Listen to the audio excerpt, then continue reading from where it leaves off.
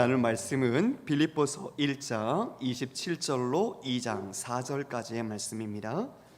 빌립보서 1장 27절로 2장 4절까지 신약 319페이지 319페이지에 있습니다. 빌립보서 1장 27절로 2장 4절 말씀, 우리 찾으셨으면 한 절씩 교독을 하도록 하겠습니다. 27절부터 먼저 읽겠습니다. 오직 너희는 그리스도의 복음에 합당하게 생활하라.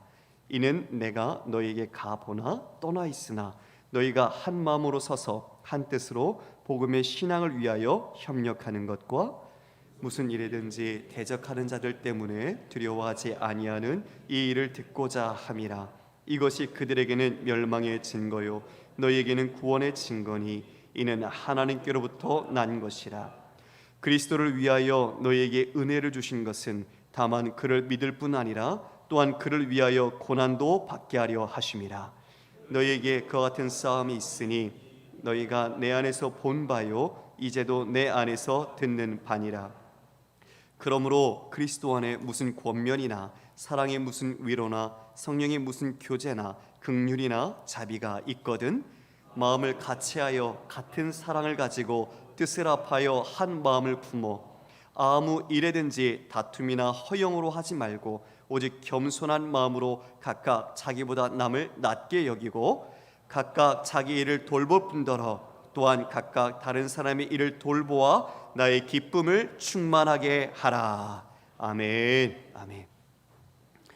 오늘 우리가 함께 읽은 본문 가운데는 우리가 2022년도 우리 교회 주제가 담겨 있는 구절이 있지요. 그래서 우리가 이미 송궁 연식 예배 때 27절에서 30절까지는 살펴보았습니다. 그러나 우리가 빌립보서 강해를 쭉 이어가고 있기 때문에 이것을 건너뛰지 않고 포함해서 오늘 2장 4절까지의 말씀을 살펴보겠습니다. 여러분, 빌립보서 첫 번째 딱 생각나는 것이 옥중서신이다. 바울이 로마 감옥에 있었다. 그런데 이 빌립보 교회가 어떤 어려움이 있었습니까? 분열의 어려움이 있었죠. 추후에 이름이 나오게 되는데 유오디아와 순두계, 이 두 여인을 중심으로 교회 안에 분쟁이 있었습니다. 이 분쟁에 대하여 바울이 그 소식을 접한 뒤에 빌립보서를 통해서 어떻게 너희 교회가 또 너희들이 행해야 할지 목양적인 지침을 가르쳐 주는 것입니다. 바울은 비록 감옥에 투옥되어 있는 상황이었지만 이 모든 분쟁에 있는 사람들까지 포함해서 그 교회를 위해서 기도할 때 날마다 내가 주께 감사한다, 그리고 내가 너희를 기뻐한다, 이와 같이 표현했었죠. 그와 같이 표현할 수 있었던 이유는 바로 교회의 주인이 우리 주님이셨기 때문입니다. 우리가 그 마음을 잃어버리는 순간 교회는 어떻게 될까요? 사람들의 모임으로 전락하게 되는 것이죠. 지금 이 자리에 우리 주님께서 함께하고 계심을 믿습니다. 주님이 이와 같이 우리에게 선한 일을 시작하셨기 때문에 그리스도의 날까지 완성하실 분임을 사도 바울은 믿고 이것을 통해 감사할 수 있는 고백을 했던 것입니다. 자신에게 더 어려워지는 사람이 있었죠. 자신이 옥에 갇혔다는 것을 자신의 기회로 삼아서 오히려 그 투기와 분쟁으로 말미암아 복음을 더 열심히 전했던 사람도 있었고, 또 바울 선생님이 갇혔다는 이야기를 듣고 착한 마음으로 복음을 담대하게 전했던 사람들이 있었습니다. 그러나 바울의 마음은 어떤 것이었습니까? 그들이 거칠이를 하든 진짜 선한 의도를 갖고 하든 증거되는 것이 그리스도의 복음이니 나는 이로 기뻐하고 기뻐할 것이다. 바울의 마음은 바로 그 기뻐하는 마음, 복음이 증거되는 것이었습니다. 저도 이 마음을 간절히 소망합니다. 빌립보서를 같이 나누지만 목회자로서 또 담임으로 함께하는 이 삶의 모든 첫 발 속에서 무엇을 정말 내 기쁨으로 삼아야 할 것인가? 사람들과의 관계 속에서 우리가 일이 일비할 수 있고 마음이 낙심할 수도 있고 또 기뻐할 수도 있겠지만 그것이 내 마음의 중심이 아니라 내 기쁨은 오직 주의 복음이 증거되는 것, 주님의 말씀이 날마다 선포되는 것, 그리고 그 말씀을 통해 우리 모두가 함께 주님 말씀에 순종하며 자라가는 것, 그것이 우리의 유일한 기쁨이 되는 줄 믿습니다. 우리 사랑하는 우리 영천의 성도님들, 정말 우리도 이 마음을 같이 품었으면 좋겠어요. 바울의 마음이 아니라 우리의 마음으로 복음이 전해지고 그 복음으로 우리가 함께 살아가고 또 사랑하고 그 복음으로 주님의 마음이 더 확장되어지는 것, 그것이 우리의 기쁨 또 주님의 기쁨으로 우리가 함께 누려지기를 소망합니다. 그리고 바울이 이런 고백을 했지요. 나는 차라리 죽어서 우리 주님께 예수님께 가는 게 내 소망이다. 그런데 어떤 결정을 하죠? 내가 보니 살아서 내가 너희들과 함께하는 일, 그 일이 더 유익할 것이라는 판단을 내렸습니다. 그래서 지난주 주일 오후 예배 때 우리 그리스도인이 선택을 해야 되는 결정의 상황에 있어서 내 마음과 내 뜻을 가지고 선택하는 것이 아니라 그리스도인은 타자와 우리 공동체의 이익을 따져서 그와 같은 결정을 하는 것, 그를 위해 내 자신이 소명과 부르심을 받았다는 것으로 우리가 결정하는 것, 바로 그것이 우리가 유익을 위해 선택하는 삶이다라고 말씀을 드렸습니다. 그래서 우리 목사님께서도 이제 저희 예전에 은사님 목사님께서도 많은 제자들이 교회를 이제 담임을 하거나 가게 될 때 여러 청빙 속에서 아니면 여러 선택지 가운데 너를 가장 필요로 하는 곳, 그러나 그곳이 어떤 곳일까요? 좋은 곳일까요? 아니면 좀 어려운 곳일까요? 어려운 곳이었어요. 어려운 곳. 너를 가장 필요로 하고 네가 있어야 할 곳에 마음을 두고 결정해라. 그러면 목사님께 가서 목사님 어떻게 할까요? 물어보다가 이렇게 이야기를 한 다음에 아무 답도 듣지 못하고 알겠습니다. 그러고 나갔어요. 예, 우리의 삶이 주님께서 어떤 길 가셨나요? 예, 아주 좋은 세상의 영광일 가셨나요? 십자가의 영광일 가셨잖아요. 그렇죠? 주님의 이익을 따라간 게 아니라 우리의 이익, 우리의 구원을 위해 모든 것을 내어주셨던 선택, 바로 그 선택은 우리의 선택으로 이어져야 하는 것입니다. 바울이 지금 그 선택을 하며 자신이 이와 같이 너희에게 함께 있어서 너희로 인하여 나의 자랑이 더 충만하기를 간절히 원한다, 이렇게 고백을 했었죠. 자, 이제 오늘 우리 27절에 보니까 우리가 같이 나눴던 구절이지만 아주 중요한 구절이 담겨 있습니다. 오직 너희는 그리스도의 복음에 합당하게 생활하라. 여기서 생활하라를 제가 말씀을 드렸었는데 기억하실지 모르겠습니다. 폴리튜 에스테, 즉 정치하라, 시민답게 살아라 라는 얘기였죠. 그런데 이 단어를 일부러 여기 바울이 일부러 갖다 쓴 이유가 있다고 말씀드렸어요. 왜냐하면 이 빌립보의 닉네임이 뭐죠? 리틀 로마, 리틀 로마. 즉 로마의 그 모든 시민권을 가지고 로마의 문화와 정신 가치를 다시 이 빌립보 안에서 구현해 내려고 그 사람들은 그와 같은 로마의 가치를 아주 붙잡고 있었거든요. 가장 좋은 게 뭐였어요? 그래서 로마 시민권. 그런데 우리 그리스도인 성도들에게 바울이 얘기하는 거죠. 그들은 로마의 시민권을 그렇게 자랑하면서 그것을 얻기 위해 노력하고 또 로마를 이뤄가기 위해 그 안에 애쓰고 있는데 우리는 어떻게 살 것인가? 바로 우리의 시민권은 천국의 시민권이다. 그러니 너희는 비록 그곳에 몸담고 있지만 그곳에 천국의 시민권자답게 살아라. 바로 살아라가 그들의 시민권을 갖고 와서 차용한 이런 정치하라라는 표현을 여기에 담아낸 것이죠. 그러므로 우리의 소명이 어디에 있는지 그 단어를 가지고 일깨워 준 겁니다. 사랑하는 성도 여러분, 우리도 마찬가지입니다. 하나님께서 주신 직장, 그리고 몸담고 있는 캠퍼스, 또 우리가 함께하고 있는 가정들이 다 하나님께서 우리를 보내시고 우리를 통해 이루시고자 하는 하나님의 나라지요. 그 나라에 우리가 어떤 생각과 말과 행동으로 가치를 담아내느냐가 진정한 믿음의 승부입니다. 세상에서 내가 배운 대로, 세상에서 내가 가르침을 받은 대로 세속적이고 초등학문과 같은 그런 학문을 가지고 우리가 세상의 경쟁 속에서 살아가려고 한다면 여러분의 가정은 하나님 나라가 아니라 작은 세상, 세속이 되고 말 것입니다. 여러분이 행하는 말, 여러분이 행하는 표정, 여러분이 나타내는 몸짓 안에 예수 그리스도의 사랑이 담겨서 바울과 같이 비록 문제가 많고 서로 싸우고 있고 갈등의 소지가 있지만 내가 너희를 기뻐한다, 내가 너희를 사랑한다, 이 고백으로 그들을 회복하고 감싸고 있는 것이죠. 우리 가정은 교회입니다. 우리 가정은 교회입니다. 초대교회는 다 가정이 교회였잖아요. 그러므로 여러분 가정을 교회로 삼으십시오. 할렐루야. 그곳이 예배처요, 여러분의 기도의 자리요, 말씀이 나누어지는 자리가 되게 하십시오. 우리 아이들은요, 엄마 아빠의 기도 소리를 듣고 하나님에 대한 마음을 갖습니다.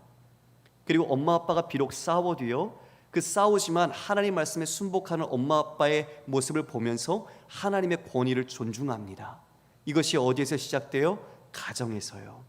가정에서 신앙이 안 되는데 주일학교 일주일에 한 번의 시간 속에서 그 아이들이 신앙으로 자라갈 수 있을까요?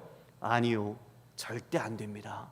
그래서 여러분들 가정에서부터 사랑하는 손자, 손녀, 자녀들, 그리고 이웃들까지 그와 같은 믿음으로, 말씀으로 함께 잘 자라가야 될 줄 믿습니다.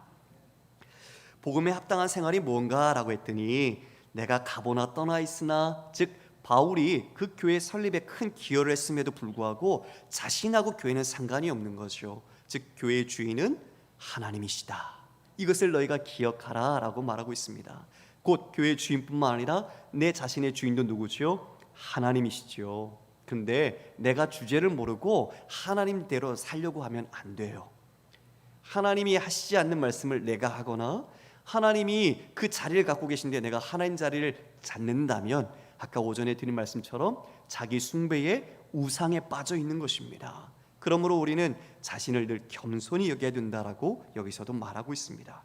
두 번째는 한 마음 한 뜻으로 서서 복음의 정신으로 깨어 신앙을 위해서 협력하라. 한 마음 한 뜻, 너무 중요하죠. 복음 안에서의 한 마음이죠. 예수님의 마음으로 한 마음 한 뜻을 이루라고 이야기합니다. 예, 여기에 우리의 초점이 있고 여기에 우리의 중심을 둬야 해요. 왜요? 우리의 다른 눈을 가지고 있잖아요. 다른 곳을 바라보면 같은 마음을 못 가집니다. 한 곳을 우리 모두가 바라볼 때 같은 마음을 가지는데 바로 그 한 곳이 어디죠? 예수 그리스도. 할렐루야.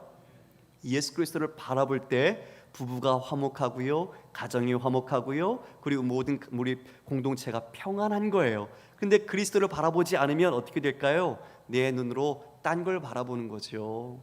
아브라함과 롯이요, 점차 부유해졌어요. 그러다 보니까 목자들이 싸우네요. 왜냐하면 먹일 목초지가 부족해졌거든요. 그래서 결정을 합니다. 어떻게 하지요? 야, 아브라함이 모든 걸 양보해요. 롯, 네가 먼저 결정하면 나는 다른 곳으로 내가 결정할게. 네가 먼저 결정해라. 그렇게 얘기를 하죠. 근데 롯은 그때 어떻게 할까요? 자, 보세요. 이게 중요해요. 지금 눈을 감으신 분이 계셔서 롯이 자기 눈을 딱 들어요. 자기 눈을 들었어요. 자기 눈을 들어서 어디를 보죠? 소알.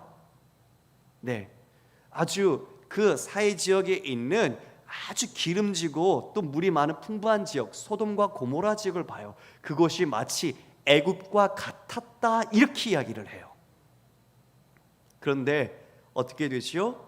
또 아브라함은 가나안 땅을 선택합니다. 예, 그런데 아브라함이 어떻게 한 줄 아세요? 아브라함에게는 하나님이 이렇게 말씀하세요. 너는 눈을 들어 동서남북을 바라봐라. 눈을 들게 하는 주체가 달라요.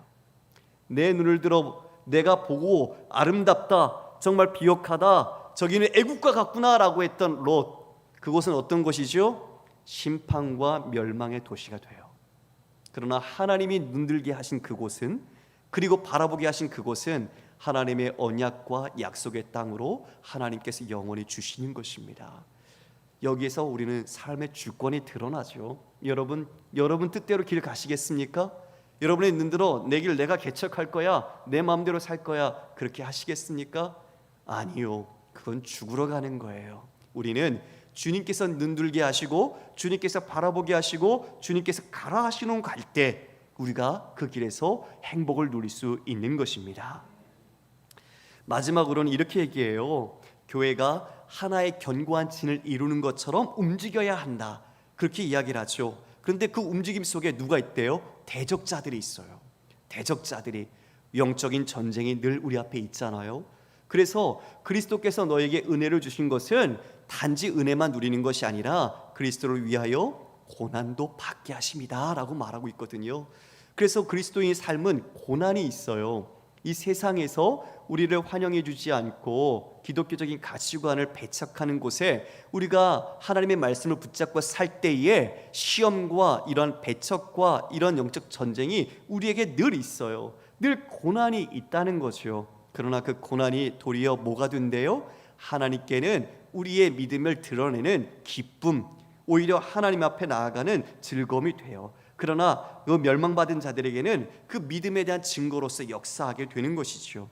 이와 같이 심판과 구원은 이중적인 메시지를 전달하고 있다 말씀을 드렸습니다. 자, 오늘 드디어 이제 2장으로 우리가 함께 나아가 말씀을 살펴보겠습니다. 2장은 이제 분열의 위기를 겪고 있는 이 교회가 어떤 원칙과 원리로 회복해 나갈 건가, 어떻게 하나가 되게 할 건가를 바울이 권면합니다. 우리 만약 가정과 아니면 공동체에 어려움이 있다면 오늘 말씀을 잘 새겨주십시오. 그리고 이 말씀을 따라 여러분이 순종할 때 그곳에 하나님의 에이레네, 평강의 하나님이 샬롬으로 함께 하실 것을 믿습니다. 자, 2장 1절과 4절, 제가 어제 목양실에서 이것을 한 몇십 번 읽은 것 같아요. 계속 1절부터 4절을 읽는데요, 이 내용이 눈에 잘 들어오지 않았어요. 너무 문장 구조가 나열식으로 계속 대등하게 나와 있다 보니까 어떤 게 주동사고 어떤 게 가장 중심적인 핵심어인지 구별하기가 참 상당히 힘들었어요. 그래서 여러 군데 읽다가 다시 원문을 좀 봤어요. 원문을 보면서 정말 무엇을 강조하고 있는 것인가. 지금 우리 2장 4절에 보면은 마지막 서술 부분에 이런 얘기가 나와 있죠. 나의 기쁨을 충만하게 하라. 1절에서는 계속 뭐가 있거든, 마치 조건절처럼 그와 같이 1절은 이야기하고 2절, 3절, 4절은 대등하게 이어지는 서술부를 만드는 것처럼 가다가 마지막에 딱 하나 나의 기쁨을 충만하게 하라, 이렇게 결론을 짓고 있거든요.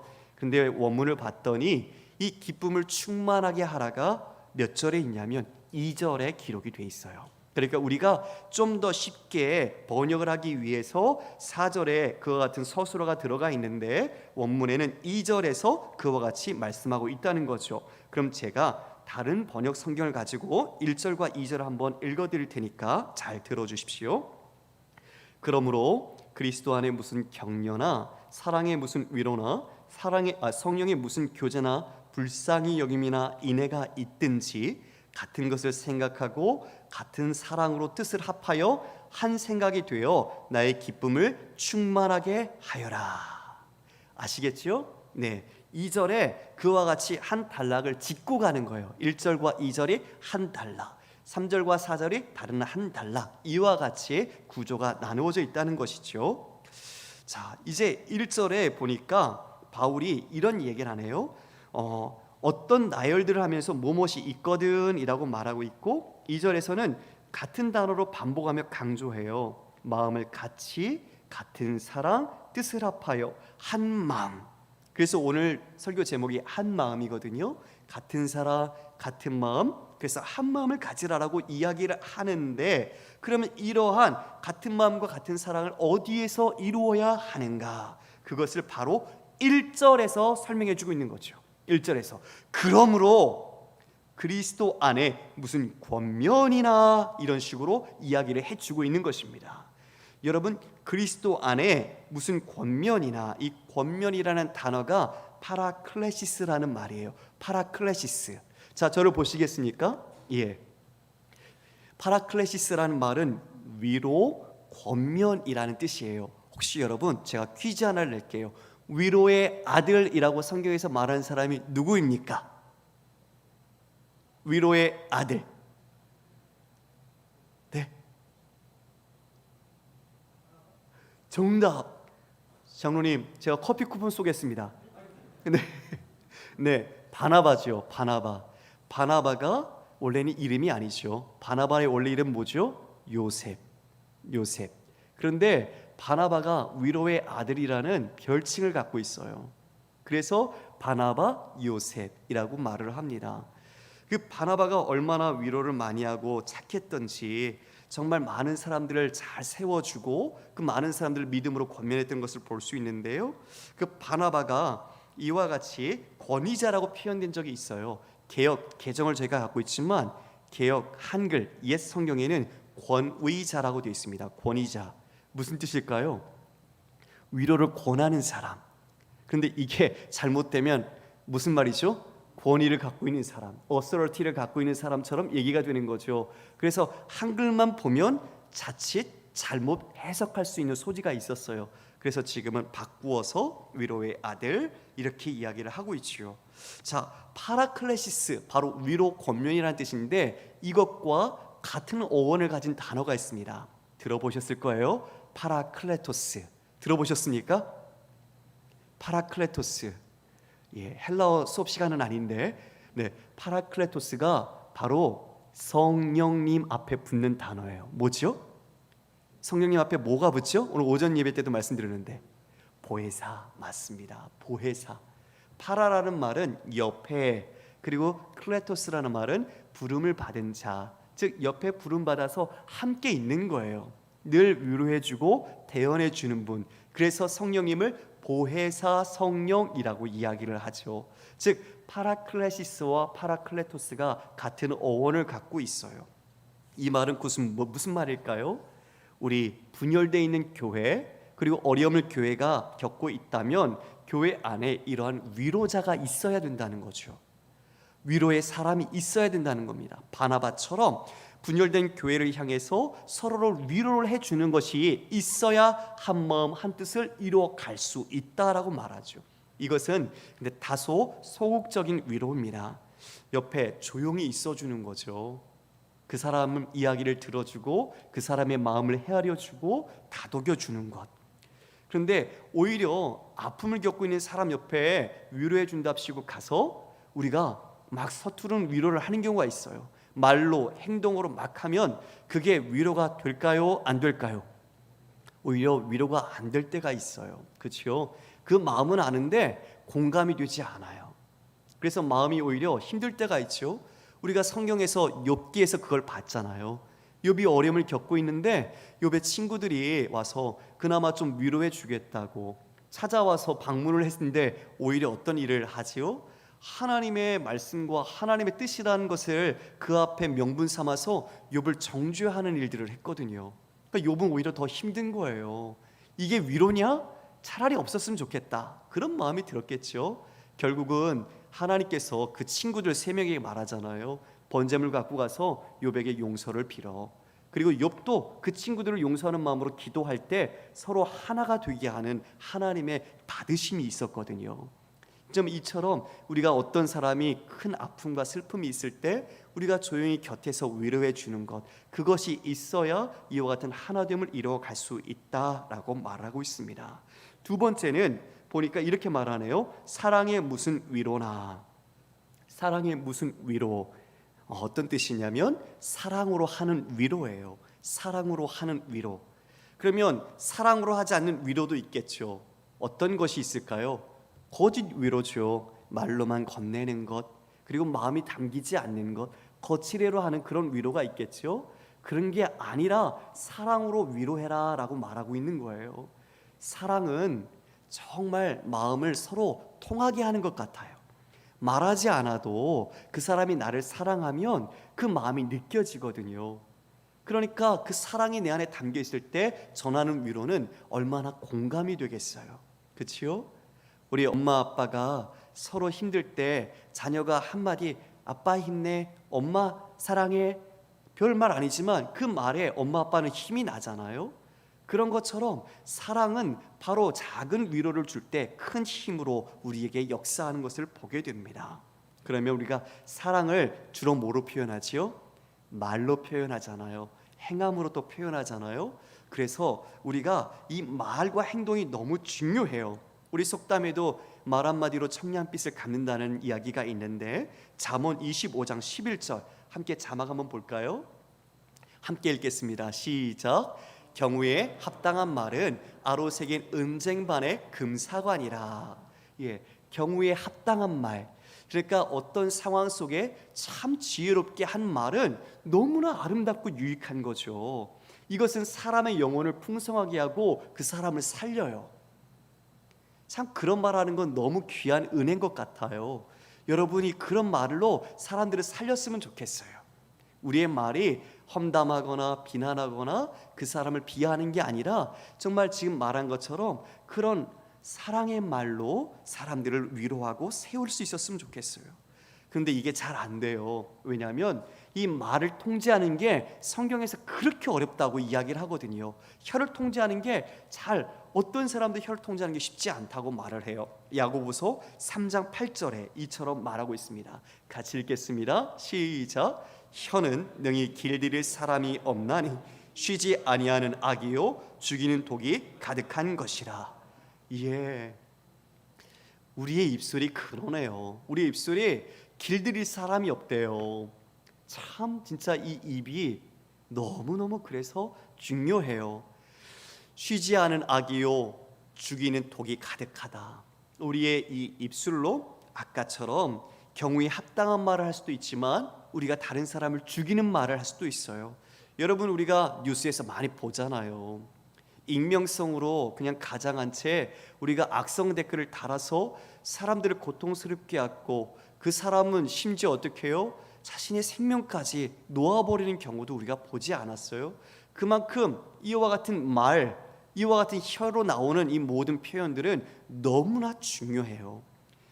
예수님, 하나님께서 이런 말씀을 하셨는데 민수기 14장 28절로 30절 말씀 우리가 함께 읽도록 할게요. 시작. 그들에게 이르기를 여호와의 말씀에 내 삶을 두고 맹세하노라. 너희 말이 내 귀에 들린 대로 내가 너희에게 행하리니 너희 시체가 이 광야에 엎드러질 것이라. 너희 중에서 20세 이상으로서 계수된 자 곧 나를 원망한 자 전부가 여분네의 아들 갈렙과 눈의 아들 여호수아 외에는 내가 맹세하여 너희에게 살게 하리라 한 땅에 결단코 들어가지 못하리라. 하나님께서 지금 어떻게 하신대요? 하나님께서 귀에 어떻게 된 대로 행하신대요? 귀에 들린 대로. 맞아요. 우리의 입술이 정말 조심해야 되죠. 그렇죠? 말을 함부로 해서는 안 돼요. 세우는 말, 살리는 말, 그리고 그 사람을 위로하는 말, 이런 말을 하되 지금 어떤 말을 해서 이들이 다 죽었다고 말하죠? 원망한 자, 하나님을 향하여 원망한 자, 20세 이상 계수된 그 모든 자들은 다 결단코 들어가지 못하리라. 내가 내 귀에 들린 대로 행할 것이다. 하나님이 그렇게 하셨어요. 그러니까 우리가 아무도 없다고 내 말로 함부로 말해서도 안 되죠. 누가 들으세요? 하나님 듣고 계세요. 하나님 듣고 계세요. 우리가 사람 앞에서 있다가 사람 없으면 우리의 말을 막 바꾸거나 우리의 태도를 바꿀 수도 있는데요, 하나님은 코람데오, 즉 하나님 앞에서 우리가 사는 인생이기 때문에 하나님은 우리의 모든 것을 듣고 계시고 우리의 심중에 있는 마음도 감찰하고 계세요. 그러니까 우리가 미움과 원망, 시기와 질투, 분냄, 이것을 가져선 안 되겠죠. 늘 주님 앞에 우리의 마음이 겸비하여 겸손한 자로 행해야 되는 것입니다. 제 얘기 잠깐 할게요. 제가 이렇게 이야기를 하는 어투를 가끔 다른 분들이 진짜 생활할 때도 그렇게 말하세요? 그래요. 저희 집사람한테 가서 물어봐요. 사모님, 목사님 진짜 평상시에도 저렇게 말해요? 제가 그렇게 할까요? 안 할까요? 저 똑같이 그래요. 똑같이 지금 이대로 그대로 말해요. 예. 그 지난번에 한번 그냥 집사람을 제가 어디서 만나기로 했는데 집사람이 모임을 하고 있었어요. 그런데 너무 늦게 와서 제가 오래 기다리다가 전화를 했어요. 그러면서 이렇게 표현했어요. 여보, 나 너무 많이 기다려요. 당장 뭐 하고 있어? 안 오고 말이야. 근데 그 이야기가 너무 컸는지 다른 분들이 다 옆에서 들으셨대요. 네. 어떻게 저렇게 말할 수 있냐고. 제가 자랑하는 게 아니라 제가 그와 같이 말하는 어투가 그렇다는 거죠. 그래서 여러분 오해하지 마시라고요. 제가 늘 이렇게 말을 하거든요. 그래서 여러분 우리의 어투어 아니면 우리의 말을 한번 좀 바꿔볼까요? 사랑의 말로. 사랑의 말로 바꾸면 누가 제일 먼저 좋아져요? 내가 먼저 좋아져요. 내 안에 사랑이 생기고 그 사랑이 더 넘치는 것을 경험할 수 있어요. 그러나 우리가 던지고 찌르는 말, 비난하는 말을 하면 내 마음도 똑같이 날카로워져요. 내가 쌓은 것에서 선을 내고 쌓은 것에서 악을 낸다라고 말씀하셨거든요. 우리 안에 사랑을 담으면 사랑의 말이 우리 영혼들에게, 이웃들에게 함께 나가게 되는 것이지요. 우리 그렇게 한번 훈련했으면 좋겠습니다. 할렐루야. 그래요. 자, 세 번째 가볼게요. 세 번째는 성령의 무슨 교제나라고 말하고 있습니다. 성령의 무슨 교제. 성령님은 우리의 말씀을 깨닫게 해주시죠. 그래서 그 말씀으로 우리에게 분별력을 갖게 해주세요. 무엇이 하나님이 기뻐하시는 뜻인지 우리가 알고 행할 수 있게 해주시죠. 그래서 성령 안에서 우리가 교제를 한다라는 것은 마치 성령의 은사를 받아서 신비로운 모임, 그런 은사의 모임을 한다는 것이 아니라 하나님의 말씀에 합당한 교제를 가진다는 것입니다. 우리가 교회 안에 다양한 부서들과 모임들이 있어요. 그런데 우리가 그 모임들 속에 가장 중심은 누가 될까요? 우리 주님이 되셔야 되죠. 그런데요, 우리 모임 속에 만약 주님이 없는, 즉 세상의 동아리나 아니면 단체와 같이 자신들의 재미나 유익을 위해서만 모인다면 그것은 성령의 교제가 아니죠. 성령 안에서 성도로서 합당한 내용과 그 모든 교제에 합당한 방법을 가져갈 때 우리 안에는 안전함과 기쁨과 은혜가 있는 거예요. 그런데 그 모임에 자칫 다른 마음, 성령을 바로 가지게 한 게 아니라 어떤 영업을 목적으로 하거나 내 이익을 이루기 위해 그 모임을 하는 분들도 있어요. 이것은 성령의 교제가 아니라는 것을 이야기해 주고 있는 거죠. 물론 그런 필요성이 있을 때는 별도로 이야기를 하면 되는데 교회 모임 안에서는 그와 같은 것들은 가급적 삼가해야 한다는 것을 이야기해 주는 것입니다. 즉 세상이 따라가고자 하는 정욕과 쾌락들, 즐거움을 우리 교회는 추구하지 않는다는 것을 여러분께서 함께 잘 생각해 주시면 고맙겠습니다. 네 번째 마지막으로 보니까 이렇게 표현입니다. 긍휼이나 자비가 있거든. 여러분, 제가 긍휼이라는 단어는 누누이 강조하고 있습니다. 예, 그 긍휼이라는 단어의 헬라어가 어떤 단어였죠? 기억나시나요? 스 무도라 스플랑크 니조마이 말씀드렸죠. 스플랑크 니조마이, 긍휼이 뭐라고 말씀드렸어요? 하나님께서 우리의 구원을 이루신 원동력, 우리를 사랑하신 원동력이 바로 긍휼이었습니다.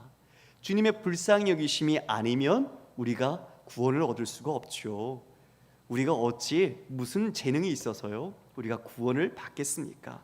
바로 긍휼이라는 그 스플랑코 니조마이는 단장의 고통이라고 말씀드렸어요.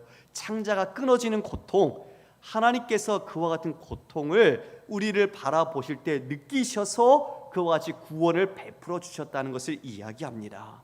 마태복음 6장 34절에 이와 같이 예수님께서 말씀하시네요. 마태복음 6장 34절입니다. 그냥 제가 읽어드릴게요.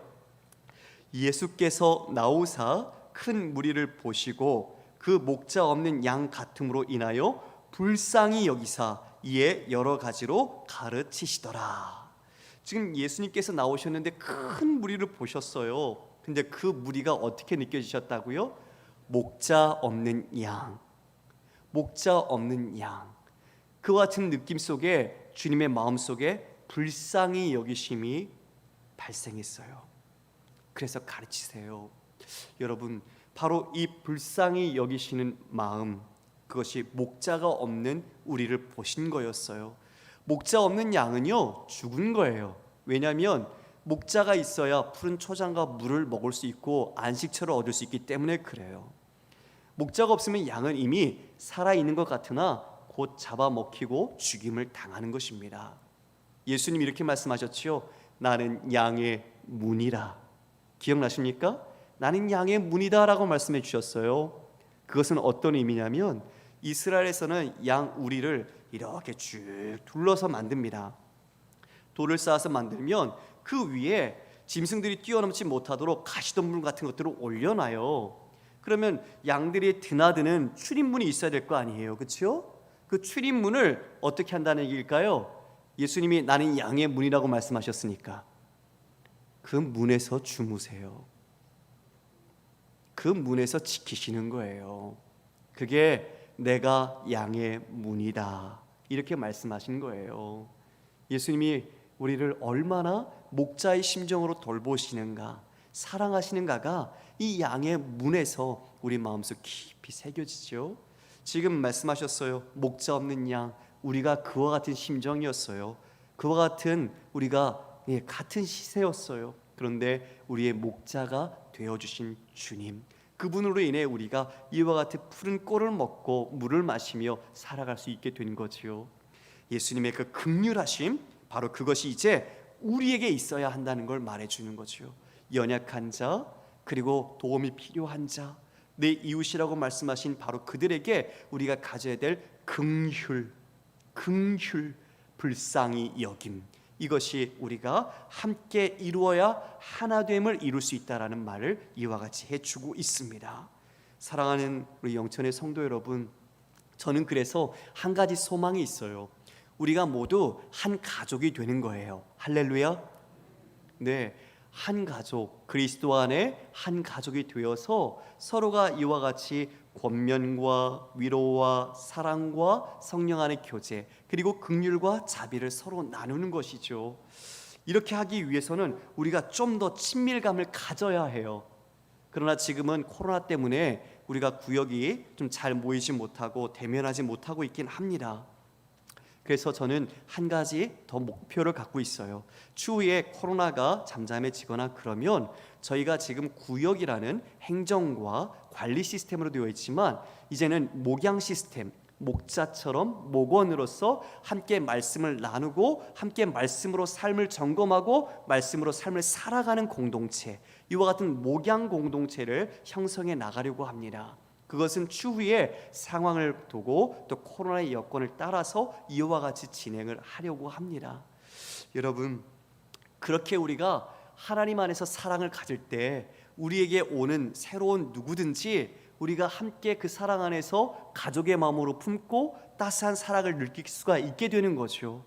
우리가 그런 마음으로 열려 있어야 돼요.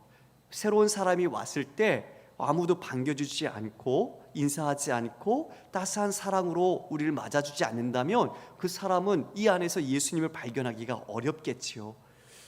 간혹 그런 분들도 계세요. 여기가 좋사오니 우리만 있게 해주세요 라는 분, 절대 안 돼요. 변화산 신드롬이라고 하잖아요. 그곳에서만 우리가 살고 싶어하는 마음, 아니요, 우리는 모두에게 열려있고 그들을 가족으로 품고 예수 그리스도 안에 하나 되어서 하나님 기뻐하시는 공동체를 이루어 가려고 합니다. 자, 이제 우리 3절 4절 함께 같이 읽어볼게요. 3절 4절 읽겠습니다. 시작. 아무 일에든지 다툼이나 허용으로 하지 말고 오직 겸손한 마음으로 각각 자기보다 남을 낮게 여기고 각각 자기 일을 돌볼 뿐더러 또한 각각 다른 사람들의 일을 돌보아 나의 기쁨을 충만하게 하라. 1절과 2절이 같은 사랑, 같은 마음을 품는 어떤 방법이었다면 3절과 4절은 태도를 이야기해 주고 있는 거예요. 어떤 태도로 그 하나됨을 이루어가야 하는지를 말해주고 있는 거죠. 3절에 이렇게 말하고 있네요. 다툼이나 허용으로 하지 마라. 여러분, 맞아요. 다투는 거, 오늘 아까도 우리가 오전 설교 시간에 얘기했지만 다투게 하는 건 누가 하는 거예요? 마귀가 하는 거예요. 예, 시험하는 자가 하는 거예요. 분열시키는 거라고 그랬잖아요. 이간질하는 거라고 그랬잖아요. 예, 그건 마귀가 하는 거예요. 어떤 주의를 하더라도 그 안에 다툼이 있으면 결코 유익이 없어요. 사랑으로 그리고 겸손함으로 함께 하나됨으로 이루어갈 때 우리 모두에게 큰 은혜와 유익이 있는 줄 믿습니다. 그러므로 다툼이 있을 것 같으면 여러분 기도하셔야 돼요. 그리고 그 다툼을 일으키는 마음을 물리치셔야 돼요. 오늘 우리 그 세 가지 비법 배웠잖아요, 그렇죠? 그것을 우리가 마음속에 꼭 기억하셔서 우리 마음을 주님의 마음으로 꽉 붙잡아 주셔야 돼요. 또 허영으로 하지 말래요. 허영은 거짓 영광이잖아요. 교회 일을 하는데 거짓 영광이 있네요, 그죠? 이 영광은 뭘까요? 인간적인 욕심이요, 자기 의요, 공명심이요, 자기 자랑이요, 자기를 드러내미요, 자기 과시 속에 있는 모습이에요. 그게 허영이에요. 오직 예수는 살고 나는 죽고 주의 영광만 드러나야 하는 우리 몸된 공동체 안에 교제나 이런 모임을 할 때 만약 허영심을 갖고 한다면 그것은 하나됨을 이루지 못한다는 태도를 지적해주고 있는 거죠. 여러분, 우리에게 허영은 결코 있어서는 안 됩니다. 우리는 이미 예수 그리스도의 사람으로 하나 된 사람이에요. 내 안에 다른 목적, 다른 욕심이 있다면 과감하게 끊어내야 돼요. 그 쓴뿌리를 주는 모든 것들을 다 잘라내야 돼요. 그렇지 않으면 우리는 주님 안에서 떨어져 나가요. 결코 이 허영으로 우리가 이런 모임을 가져서는 안 된다. 그리고 또 하나 말하죠. 오직 겸손한 마음으로 각각 자기보다 남을 낮게 여기라. 다른 사람을 자기보다 더 존중하며 높게 여기라고 말하고 있습니다. 어떤 마음으로요? 겸손한 마음. 겸손이라는 단어는 이 당시에는 노예들이 가졌던 마음이에요. 노예들이, 즉 자신의 모든 노예로서 그 주인에게 순종하는 그 마음, 이 자세가 겸손이었어요. 그래서 앤드류 머레이의 죽을 만큼 겸손하라는 책이 있거든요. 그 책에서 겸손에 대해서 이렇게 정의를 하고 있는데 제가 좀 읽어드릴게요. 겸손은 단지 자신이 전혀 아무것도 아닌 존재라고 느끼는 의식일 뿐이며 우리가 얼마나 진실하게 하나님이 전부인지를 깨달을 때 찾아온다. 다시요. 겸손은 자신이 전혀 아무것도 아닌 존재라고 느끼는 의식일 뿐이며 우리가 얼마나 진실하게 하나님이 전부인지를 깨달을 때 찾아온다. 무슨 말이에요? 자신에겐 하나님이 전부라는 거예요. 내 자신 안엔 하나님이 전부입니다. 그것이 곧 겸손의 시작이다. 이렇게 말하고 있어요. 아까도 얘기 드렸던 것처럼 우리는 여지없는 죄인이잖아요. 자기가 죄인인 줄 모르면 교만해져요. 그리고 자신이 주인 되는 것처럼. 그래서 이와 같이 겸손은 나에게 있어서 오직 전부는 우리 하나님이십니다. 이 고백이 내 자신의 겸손의 시작이 된다라고 이렇게 말하고 있습니다. 4절에서는 이제 자기뿐만 아니라 각각의 일을 돌보아서 서로 합력해라. 그것이 이와 같이 하나된 사랑을 이루어가는 방법, 태도다. 중요한 태도다라고 말하고 있습니다. 말씀을 정리할게요.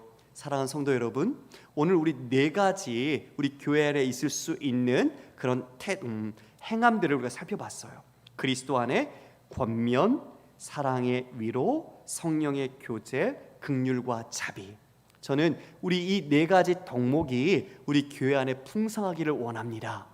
우리 모든 모임마다 이와 같은 덕목 속에서 서로를 아끼고 자신을 다른 사람보다 더 겸손히, 그리고 다른 사람은 나보다 더 높게 여기며 서로 사랑할 때 우리가 모두 그리스도 안에 하나를 이룰 수 있다는 거죠. 그 하나됨은 바로 하나님의 기쁨이 될 것입니다. 그것이 나만의 기쁨이 아니라, 우리만의 기쁨이 아니라 우리의 가족, 우리가 몸담은 직장, 캠퍼스, 그 모든 현장으로 흘러가서 하나님의 기쁨이 더 퍼져 나가리라 믿습니다. 여러분, 이와 같이 우리 교회가 가족으로서 또 하나님의 사랑으로서 이런 믿음의 권면과 위로와 사랑으로 우리가 서로를 돌보며 하나 되어 주님 보시기에 정말 아름다운 교회, 주님 정말 사랑하고 주님 의지하는 교회, 주님께서 잘했다 정말 칭찬하시는 우리 사랑하는 영천교회가 되기를 주님의 이름으로 축원합니다. 아멘.